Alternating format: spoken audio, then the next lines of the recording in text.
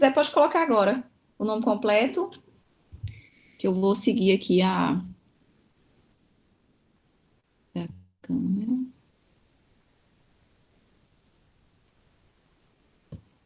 Bom, então essa é a parte 4 da aula 3, 21 de maio.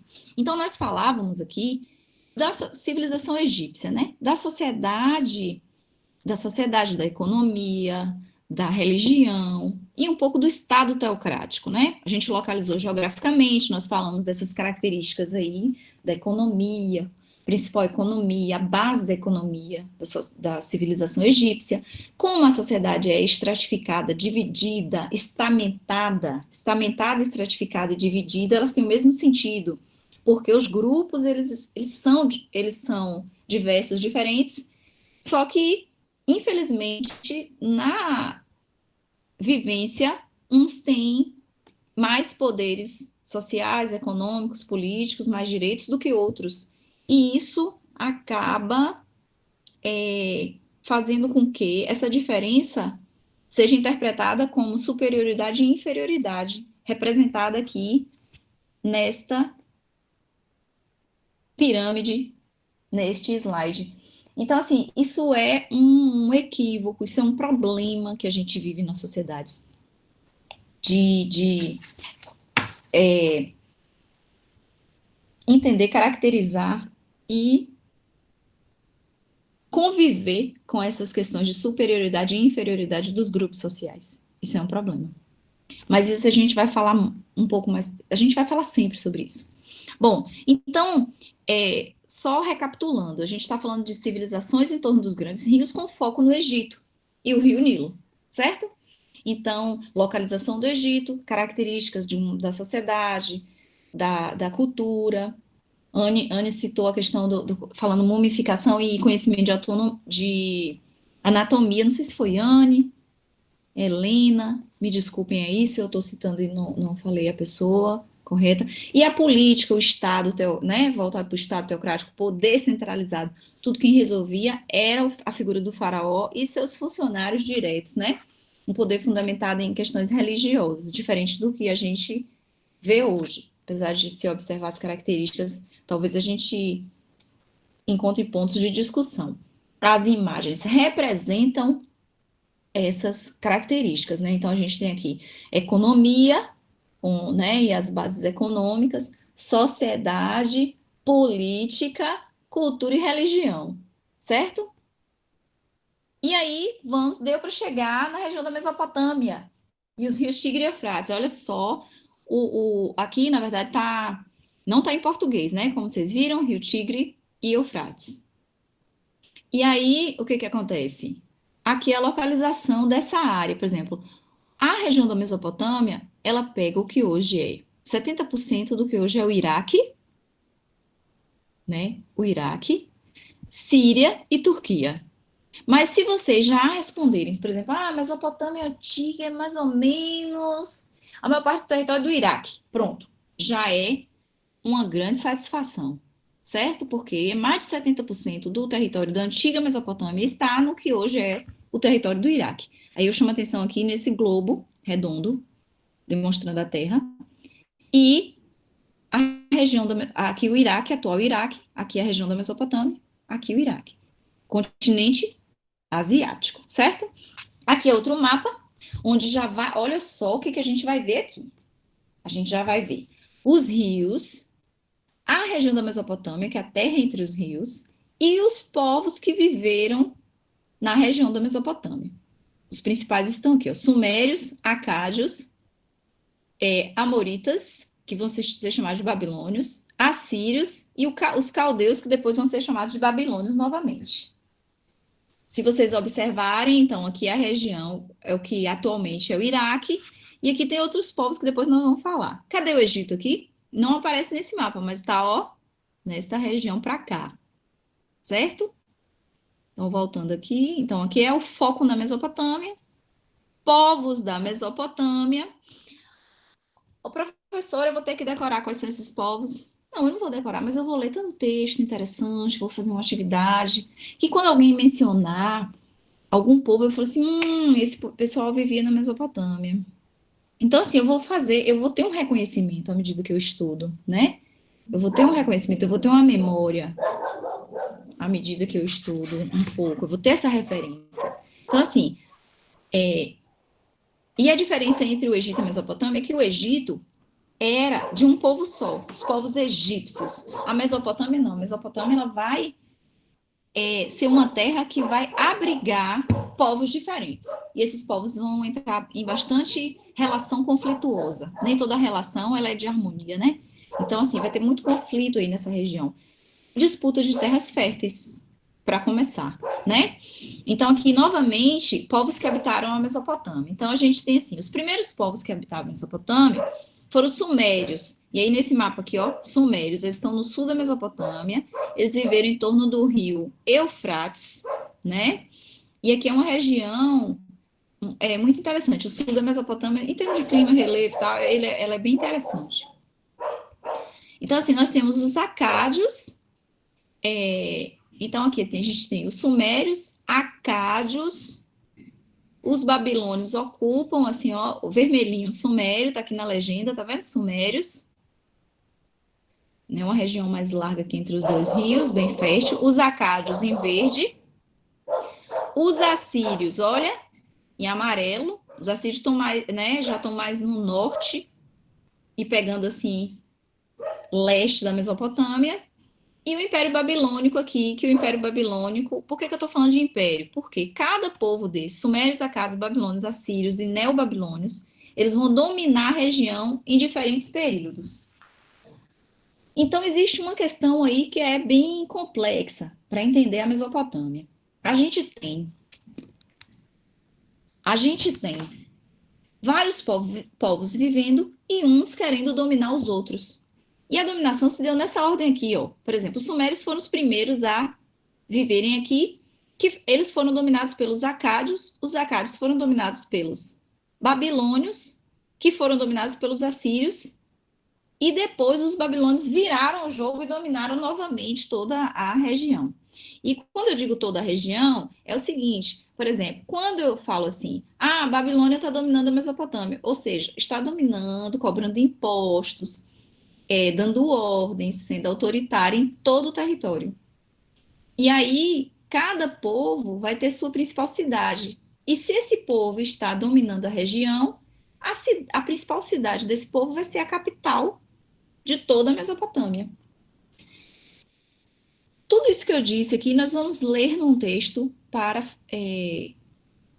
ser outra via de aprendizado, certo? Porque aqui eu estou olhando uma imagem, estou ouvindo a professora, mas quando eu ler vai solidificar e eu vou poder aprender melhor.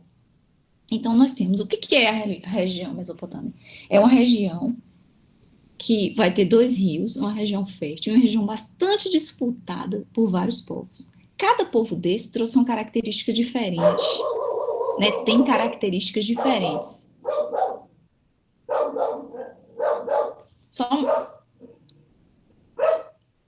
eu parei aqui por conta do barulho externo. Bom, vamos passando. Aí agora, o que nós vamos fazer? Eu apresentei para vocês esses principais povos aqui: sumérios, acádios, babilônios, assírios e neobabilônios. Aí a gente vai ver algumas características de cada um deles, certo? Os sumérios, eles foram os primeiros a viver lá. Pessoal muito vai ser o primeiro povo a desenvolver uma série de coisas. Eles vão chegar primeiro na região da Mesopotâmia,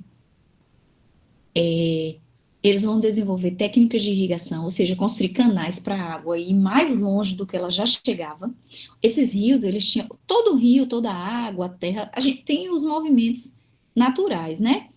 E os rios, eles tinham cheias que eram importantes para a região. Então, o pessoal vai construir canais para quando o rio encher, ele avançar mais. Então, assim, eram técnicas de irrigação. Por isso que a gente pode chamar também os povos mesopotâmicos de povos hidráulicos, ou seja, desenvolviam técnicas de irrigação, técnicas hidráulicas, para aumentar o potencial de fertilização dos rios naquelas terras.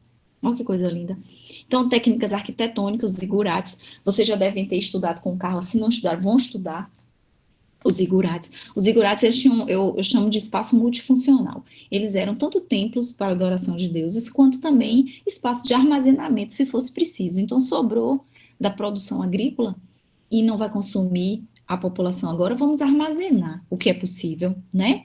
E também escrita cuneiforme. Eu vou passar um vídeo legal para vocês entenderem por que que chama de cuneiforme. E essa escrita aqui, ela é uma escrita simbólica.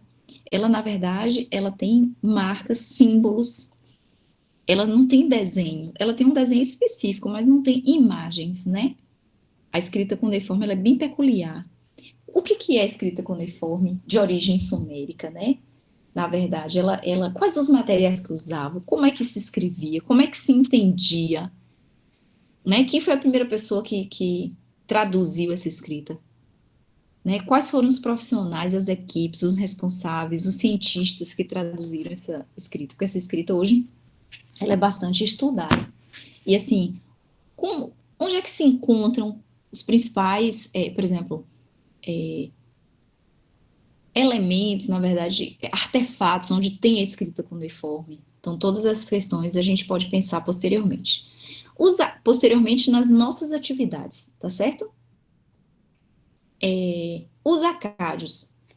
Aí eu trouxe os principais reis da Acádia, eles derrotaram os sumérios, porque aí, na verdade, assim, os sumérios desenvolvem civilização, né, vai desenvolvendo, criam escrita, técnicas arquitetônicas, tá todo desenvolvendo sua civilização, até que os acádios vêm e dominam, derrotam né, invadem, exploram e começam a dominar os sumérios e ampliam o domínio acadiano. Só que eles vão perder para os babilônios, né? Os babilônios chegam depois, na verdade. Quem eram os babilônios? Os babilônios eram os amoritas.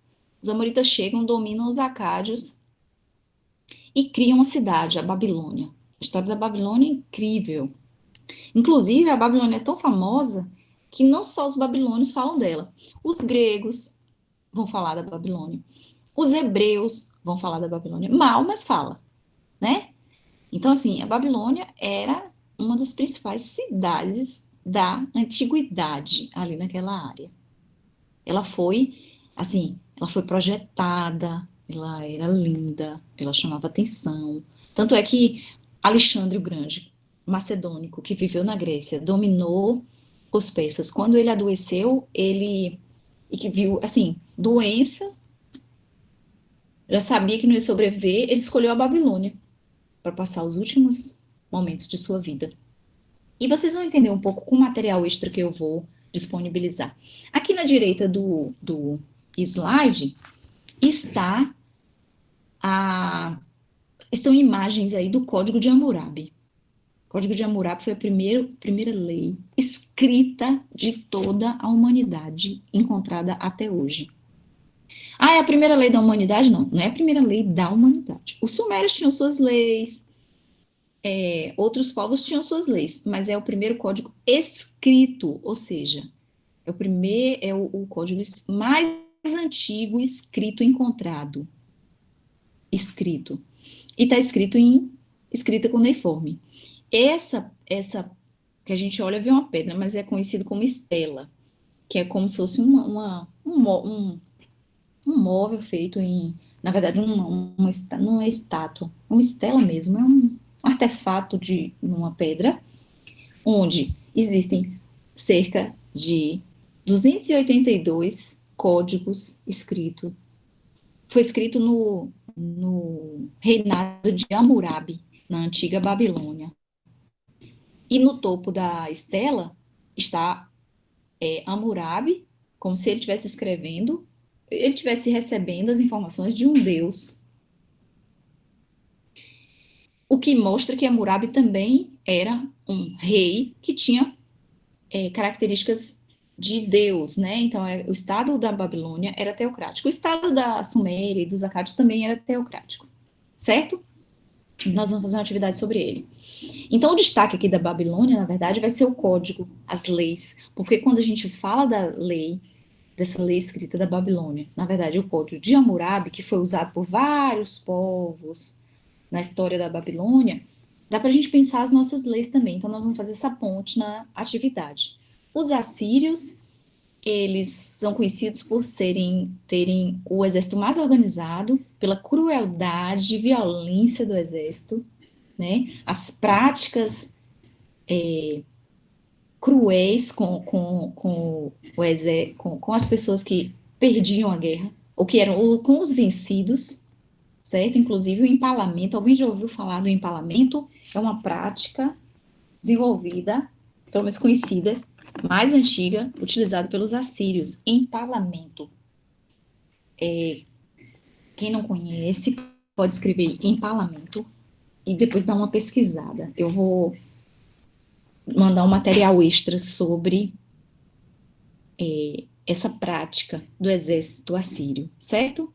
Então, assim, os assírios, eles foram muito violentos e cruéis, o que fez facilmente eles dominarem a Babilônia, mas o império deles não dura muito tempo, né? Não dura muito tempo, na verdade. Assim, quando eu digo não dura muito tempo, é assim, que não dura, dura menos de 1000 anos, né? É porque os outros, por exemplo, outros domínios são 1000 anos, vários séculos, né? E eles não chegam a um milênio. Os neobabilônios. Então, na verdade, assim, a gente tem, olha só a sequência, sumérios, acádios, babilônios, que perdem para os assírios, mas aí os babilônios retomam o poder.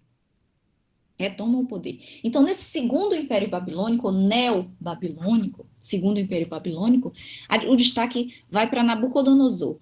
Então, o primeiro império babilônico, assim, os babilônios, a gente destacou as leis de Hammurabi. Aqui a gente vai destacar Nabucodonosor. Olha que nome lindo, Nabucodonosor. Nabucodonosor primou, ou seja, privilegiou, se preocupou primeiro com a beleza da Babilônia. Então, ele vai construir, vai ser muita, assim, desenvolver e foco na arquitetura e na estética. Os jardins suspensos da Babilônia, quem já ouviu falar? Jardim Suspenso e a Torre de Babel. A Torre de Babel é famosa, não só na Babilônia, como fora dela, e outros povos vão falar. Fala mal, mas fala, né? Da Torre de Babel. Aí Nabucodonosor vai expandir o domínio, conquista, inclusive, a cidade de Jerusalém. Aí eu vou voltar nesse mapa aqui, ó, para mostrar para vocês que essa parte verdinha mais clara é o Império Babilônico, né? E eles vão conquistar a cidade de Jerusalém, que era uma cidade importante para os palestinos, né? E aí, Lucas tinha feito, não sei se foi Lucas que fez a pergunta, né, o que que liga o Egito à Grécia. Então, a gente vai ver várias questões aí de domínio político que liga os povos mesopotâmicos aos hebreus, aos fenícios, né, e a outros povos que a gente vai passar por eles rapidamente. Não quer dizer que a gente vai aprender tudo, a gente só precisa saber da existência, até para entender as questões conflituosas do presente dessas próprias regiões hoje. Bom, então, se alguém quiser falar, pode abrir o microfone e falar, tá bom? Depois, daqui a pouco eu vejo o bate-papo. Então, assim, a gente já está acabando aqui. Então, o que que nós vimos também da Mesopotâmia? Por exemplo, vamos lá fazer uma revisão. A política dos povos mesopotâmicos, eles eram governados por um soberano que acumulava vários poderes, ou seja, centralizava o poder, assim como o faraó. O poder político, militar e religioso, ou seja, poder centralizado no governador, no rei, naquela liderança. Né? Os sumérios, acádios, babilônios, assírios, os reis vão concentrar esses poderes. A economia também era agrícola, agropastoril, ou seja, eles domesticavam animais de pasto e o comércio. A sociedade era dividida em castas. Isso aqui nós vamos falar quando eu vou explicar a divisão em grupos, divisão em castas. Casta traz uma característica de mais rigidez. Aí, por exemplo, então no Egito não tinha muita rigidez na divisão dos grupos? Tinha sim, tinha sim. Não, a gente precisa questionar esses conceitos, né? Porque às vezes uns parecem que têm rigidez e outros não parecem. Ambos têm rigidez. Não era fácil você, de um camponês, virar um soldado. Aliás, era praticamente impossível em alguns casos. E a cultura de astronomia dedicada ao tempo e arquitetônica também. Então, assim, a cultura voltada muito para a construção e, né, para a construção, voltada para a arquitetura, e também para o conhecimento do espaço do universo. Eles eram bons observadores de astros, dos astros, e conheceram muito. Muita coisa foi desenvolvida por povos que viveram naquela região da Mesopotâmia. Eles não só faziam guerra e não só brigavam, mas também faziam muita ciência, muita coisa. Por isso que, aí, assim, uma das coisas que liga também povos gregos, romanos e outros povos ao Egito e à Mesopotâmia é buscar conhecimento que esses povos desenvolveram. E aí, para a gente ir concluindo, nós falamos hoje de dois grupos, os egípcios, que eram um povo só, e os mesopotâmicos, que eram vários povos vivendo numa região só. E essa área, ela era fértil por causa dos dois rios. Então, aqui, tudo nela crescia, na verdade, tudo nela é fértil, por isso vai crescer muita coisa. Não só, e aí a gente pode pensar em crescimento agrícola, como crescimento de outros âmbitos, âmbito social, econômico, político. Claro que, assim, todo mundo tinha privilégio na sociedade? Não, porque a gente sabe que a sociedade era dividida, estratificada. Ah, tinha julgamento e preconceito, igual a gente falou no início da aula? Tinha também. A escrita era para todos? Infelizmente não. Ou seja, a escrita também era um mecanismo de poder. Aí eu pergunto, e hoje a escrita também é para todos? Conhecimento é para todos? Quem tem conhecimento tem poder?